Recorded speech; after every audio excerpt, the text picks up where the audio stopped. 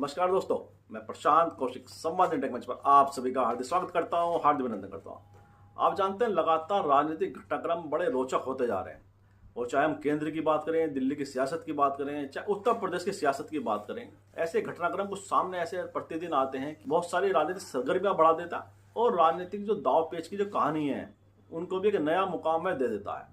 हम बात करते हैं आज उत्तर प्रदेश की राजनीति। आप जानते हैं कि माघ मेले में शंकराचार्य स्वामी अभिमुक्तेश्वरानंद के स्नान को लेकर जो विवाद खड़ा हुआ वह अभी तक थमता नजर नहीं आता है। चाहे मुख्यमंत्री योगी आदित्यनाथ हो या अभिमुक्तेश्वरानंद हो, दोनों की तरफ से बयान लगातार इस मुद्दे को गर्म करते रहते हैं और शंकराचार्य भी अपना पक्ष लगातार रखते रहते हैं और वहीं सीएम योगी भी लगातार इस पूरे मुद्दे पर अपने अपने नए नए विचार वह प्रकट करते रहते हैं। हाल ही में आपने देखा कि विधानसभा के अंदर सीएम योगी ने नाम न लेते हुए अप्रोक्ष रूप से शंकराचार्य स्वामी अभिमुक्तेश्वरानंद पर कटाक्ष किया कि हर कोई भी व्यक्ति शंकराचार्य स्वयं को नहीं लिख सकता।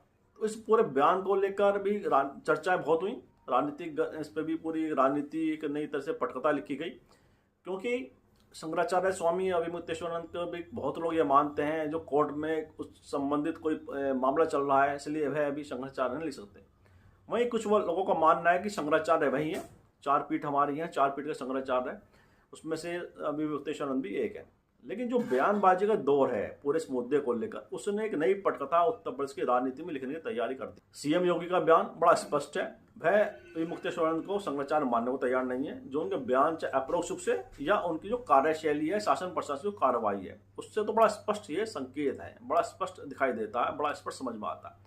वहीं उत्तर प्रदेश के दोनों डिप्टी सीएम जो सीएम योगी के मंत्रिमंडल में मंत्री भी हैं और दोनों डिप्टी सीएम है उत्तर प्रदेश सरकार में, उन दोनों के बयान चाहे वो ब्रजेश पाठक हो या केशव प्रसाद मौर्य हो, दोनों के बयान एकदम उलट है सीएम योगी के बयान से। तो ऐसे में सवाल ये उठता है कि अगर दोनों डिप्टी सीएम अपने मुख्यमंत्री के बयान से ही पल्ला झाड़ते नजर आते हैं, उनके बयान के खिलाफ विपरीत जाकर अपने में बयान देते हैं, स्वामी शंकराचार्य अभिमुक्तेश्वर के पक्ष में वह खड़े होते दिखाई देते हैं और सीएम योगी शंकराचार्य के विरुद्ध खड़े होकर दिखाई देते हैं, तो ऐसे में क्या उत्तर प्रदेश की राजनीति में कुछ नई पटकथा लिखी जा रही है।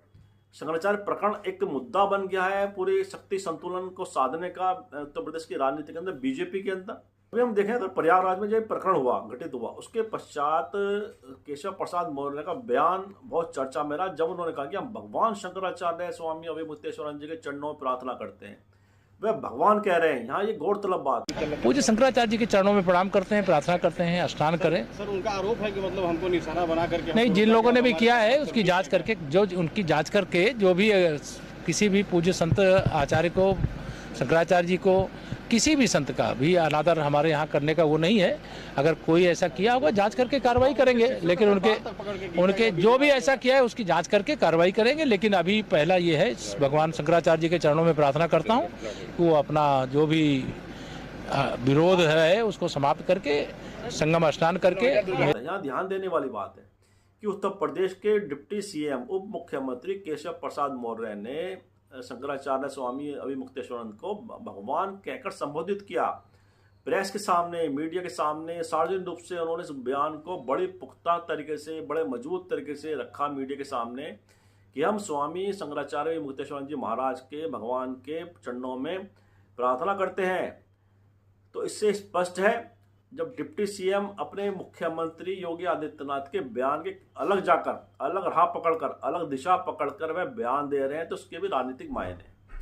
जहां सीएम योगी का प्रशासन जो है प्रयागराज का, वह किसी भी तरह से उन्हें शंकराचार्य मानने को तैयार नहीं था उस समय, और उनकी जो स्नान करने का जो भी उसमें प्रक्रिया थी, जो भी तमाम तरह की बातें, वाद विवाद हुआ, उसको लेकर पूरा स्पष्ट रुख है सीएम योगी का, आदित्यनाथ का। उन्होंने विधानसभा में अपने बयान से इसको स्पष्ट भी किया कि अप्रोक्ष रूप से उन्होंने शंकराचार्य स्वामी अभिमुक्तेश्वरानंद पर हमला बोला और कहा कि कोई भी व्यक्ति अपने को शंकराचार्य नहीं लिख सकता, शंकराचार्य नहीं लिख सकता।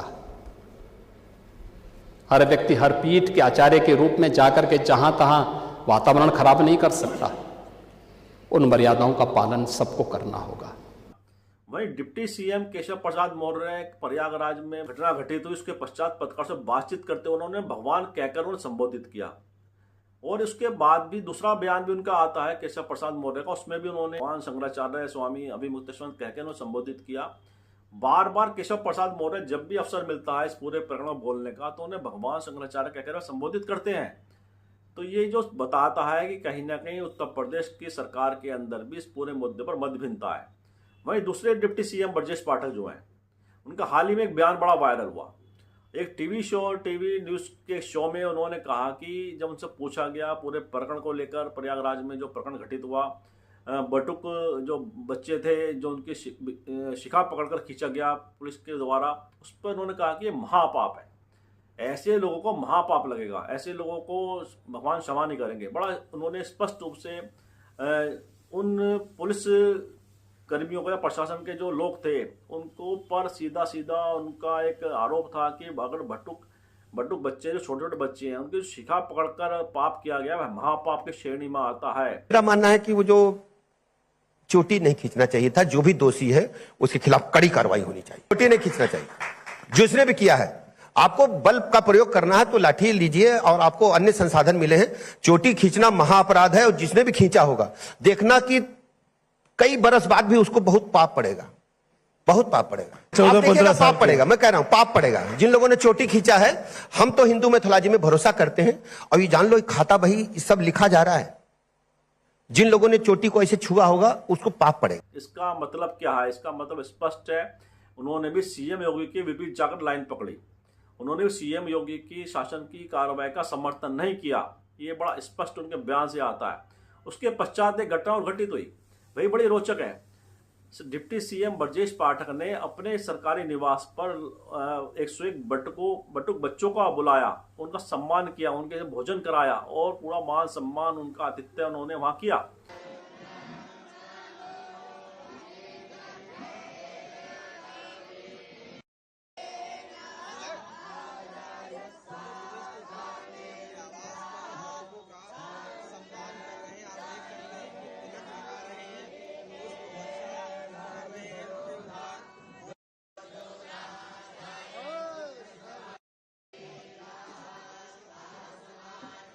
तो ऐसे में ये उन्होंने स्पष्ट संकेत दिया कि बटुक जो हैं बच्चे जो शिक्षा प्राप्त करते हैं गुरुकुल में रहकर, उनका सम्मान है, उनके मान सम्मान से कोई समझौता नहीं होगा।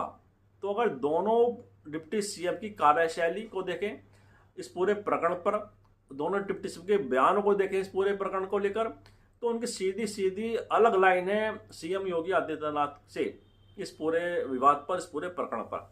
तो ऐसे में जो पूरा कहा जाता है कि सीएम योगी और दिल्ली केंद्र के बीच में कहीं ना कहीं टकराव है, क्योंकि दोनों डिप्टी सीएम, ऐसा माना जाता है, ऐसा राजनीतिक गलियारों में कहा जाता है, चर्चा रहती है कि दोनों डिप्टी सीएम जो हैं, चाहे केशव प्रसाद मौर्य हों या ब्रजेश पाठक हो, दोनों अमित शाह जी के और मोदी जी के खास लोग हैं। तो ये जो लाइन है, जो लगातार एक चर्चा रहती है कि दिल्ली और केंद्र और लखनऊ के बीच में कहीं ना कहीं समन्वय का अभाव है, कहीं ना कहीं विचार को टकराव है या राजनीतिक महत्वाकांक्षा को टकराव है। तो क्या ये पूरा प्रकरण भी जो दोनों डिप्टी सीएम और सीएम के बयान से झलक रहा है कि अलग अलग राह दोनों ने पकड़ी हुई है, अलग अलग दोनों का नजरिया है पूरे विषय को लेकर, क्या यह भी उसी शक्ति संतुलन को जो टकराव है आपस में, जो महत्वाकांक्षा टकराव राजनीति को लेकर, आने वाले समय की भविष्य की राजनीति के जो टारगेट सेट किए हुए सभी लोगों ने अपने अपने, क्या उसी का ही प्रतिबिंब है, उसको परिलक्षित कर रहा है, उसी का है ये पूरा आकलन है वर्तमान में हो रहा है। दोनों पक्ष अपने अपने तरीके से पूरे विषय को साध रहे हैं, दोनों ही पक्ष अपने अपने स्तर से एक दूसरे पर निशाना लगा रहे हैं। तो ये पूरा प्रकरण बड़ा रोचक हो गया यूपी के राजनीतिक दृष्टिकोण से। तो ऐसे में लगता है कि यूपी की राजनीति में निश्चित रूप से कुछ बड़ा जल्दी होने वाला है। सभी लोग शतरंज बिछा रहे हैं, शतरंज की बिसात को अपने अपने अनुसार उसे बिछाने की शक्ल में, जो उसे शक्ल देने की तैयारी में दोनों पक्ष लगे हुए हैं। तो ये बड़ा एकदम से ऐसा विषय हो चुका है। विपक्ष की जो दल है वह तो अपनी राजनीति कर ही रहे हैं, लेकिन पार्टी के अंदर, सरकार के अंदर अगर जो मुखिया लोग हैं पार्टी के, सरकार के, सीएम सबसे बड़ा चेहरा होता है उत्तर प्रदेश में, किसी भी स्टेट की राजनीति के हिसाब से देखें अगर, उस पार्टी का सबसे बड़ा चेहरा सीएम होता है और डिप्टी सीएम उसके नंबर 2 स्थिति में होते हैं। ऐसे में अगर नंबर 1 और नंबर 2 में विचारों का, नीतियों को लेकर समझ का इतना टकराव है, इतना अगर अंतर है, तो ये शुभ संकेत नहीं है उस पार्टी के लिए, उस सरकार के लिए। तो ऐसे में लगता है कि बीजेपी के अंदर जो एक कलह चल रही है, अंतर कलह चल रही है, वह इस पूरे प्रकरण से और ज़्यादा भरकर सामने आई है। डिप्टी सीएम केशव प्रसाद मौर्य हो चाहे ब्रजेश पाठक हो, ये दोनों एक पाले में दिखाई देते हैं, एक पक्ष में दिखाई देते हैं, एक नज़रिए पर दिखाई देते हैं। वहीं सीएम योगी इनसे अलग नज़रिया रखते हैं इस पूरे प्रकरण पर लेकर। तो ऐसे में ये देखना बड़ा रोचक हो गया आने वाले समय में शंकराचार्य प्रकरण यूपी की राजनीति पर कितना भारी साबित होता है, इस सरकार पर कितना भारी साबित होता है, इस पार्टी की जो सियासत है उस पर कितना भारी साबित होता है, ये आने वाले समय में देखना बड़ा रोचक होगा। और साथ ही एक महत्वपूर्ण बिंदु और है यूपी की राजनीति के अनुसार, अगर हम देखें, मोहन भागवत जो आरएसएस के प्रमुख हैं, वह भी उत्तर प्रदेश में भी आए हुए हैं और उन्होंने दोनों डिप्टी सीएम से मुलाकात की। इसकी भी राजनीतिक मायने सभी अपने अपने हिसाब से निकाल रहे हैं, उसके राजनीतिक निहितार्थ सब समझ रहे हैं अपने अपने हिसाब से, आखिरकार इसके पीछे क्या कारण है, या एक वैसी मुलाकात है जैसे आमतौर पर कोई भी अगर प्रमुख किसी पार्टी का या विचारधारा का कोई प्रमुख व्यक्ति आता है उससे मिलना जुलना सामान्य बात कही जाती है। लेकिन जो राजनीतिक घटनाक्रम यूपी की राजनीति में लगातार हो रहा है, उस मायने में यह मुलाकात बहुत ही महत्वपूर्ण है। और दिल्ली और लखनऊ के बीच में जो समन्वय का अभाव की बात की जाती है, जो विचारों के अभाव की बात कही जाती है समन्वय की, वह कहीं ना कहीं नया राजनीतिक गुल खिला सकते हैं यूपी की राजनीति में। और ये कब होगा ऐसा, या केवल आकलन रहेगा या केवल चर्चाओं तक सीमित रहेगा, यह देखना सभी के लिए कौतूहल का विषय तो बना हुआ है। और आने वाले समय में यूपी की राजनीति में क्या होता है, यूपी की पॉलिटिक्स में नया क्या पटकथा लिखी जाती है, इस पर हमारी भी निगाह लगी रहेगी और हम लगातार चर्चा भी करते रहेंगे। हमारा आपसे आग्रह है कि इस वीडियो को जरूर लाइक करें, जरूर शेयर करें और साथ ही संवाद इंडिया यूट्यूब चैनल को सब्सक्राइब भी अवश्य करें अगर आपने अभी तक सब्सक्राइब नहीं किया, सब्सक्राइब करें और साथ ही बेल आइकन दबाएं जिससे चैनल के अपडेट आपको समय से मिलते रहें। एक आग्रह हो रहा हमारा कि आप चैनल के कमेंट बॉक्स में जाकर अपनी प्रतिक्रिया को अवश्य लिखें, क्योंकि आगे प्रतिक्रियाओं से पता चलता है हमारी चर्चा कैसी लग रही है। आपको सुझाव देना चाहते हैं, सुझाव भी दीजिए, क्योंकि सुझाव से हमारा मार्गदर्शन होता है। तो कृपया हमारे चैनल को पुनः मैं आपसे कह रहा हूँ कि जरूर सब्सक्राइब करें, क्योंकि आपके सहयोग से ही हम आगे बढ़ने में हमें सहायता मिलती है। और हमारे चैनल का लिंक भी सभी अपनों को जरूर शेयर करें, क्योंकि आपका सहयोग हमारे लिए बहुत ही महत्वपूर्ण है, बहुत ही अनमोल है। इन्हीं शब्दों के साथ चर्चा को विराम भी देते हैं और आप सभी का बहुत बहुत आभार, बहुत बहुत धन्यवाद।